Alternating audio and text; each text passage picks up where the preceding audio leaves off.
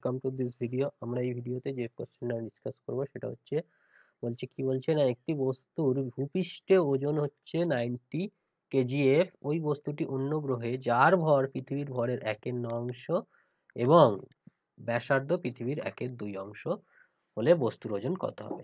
তার মানে কোনো একটা বস্তু আছে, সেই বস্তুটা যখন পৃথিবীতে আছে, আর্থে আছে, তার ওজন হচ্ছে mg, যার ভ্যালু হচ্ছে 90 কেজিএফ। এন্ড কোশ্চেন হচ্ছে, অন্য একটা গ্রহতে গেলাম, সেখানে ওই বডিটাকেই নিয়ে গিয়েছি, তার ওজন কত হবে? নিশ্চয়ই এমটা বডিটার একই থাকবে, জিটা চেঞ্জ হয়ে জি প্রাইম হয়ে যাবে। এবারে জি এর সাথে capital G M by R square relation আছে। সিমিলারলি জি প্রাইমের সাথে কি আছে? G M prime by R prime স্কোয়ারের রিলেশন। তাহলে আমরা যদি জি প্রাইম বাই জি বলি, তাহলে ক্যাপিটাল জিটা ক্যান্সেল হয়ে যাবে, থাকবে M prime by M, ratio করছি জাস্ট, আর থাকছে আর বাই আর প্রাইম তার হোল স্কোয়ার। এবার আমাদের বাই দা কোশ্চেন কি বলেছে, যে ওই যে গ্রহটার ভর, সেই ভরটা পৃথিবীর ভরের কত? 1/9 এইটা। আর ব্যাসার্ধ কত? ব্যাসার্ধ হচ্ছে পৃথিবীর ভর ব্যাসার্ধের হাফ।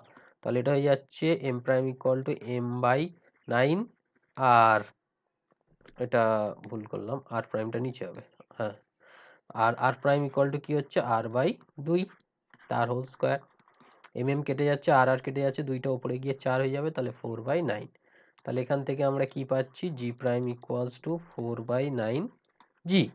তাহলে ওখানে মানে ওই এতে ওজন কত হবে? ডাব্লিউ প্রাইম ইকুয়াল টু হচ্ছে এম জি প্রাইম, তার মানে এম 4/9 জি। তাহলে এম জির ভ্যালু কত? এম জির ভ্যালু হচ্ছে 90, তাহলে 4/9 ইন্টু 90 কেজিএফ, তাহলে 9 ইন্টু 10, তার মানে 40 kgf. Clear?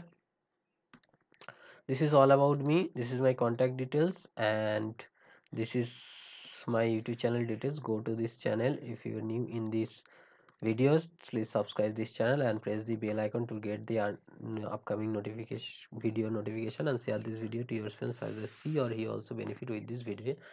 Take care. We will meet in the next video as soon as possible. Thank you.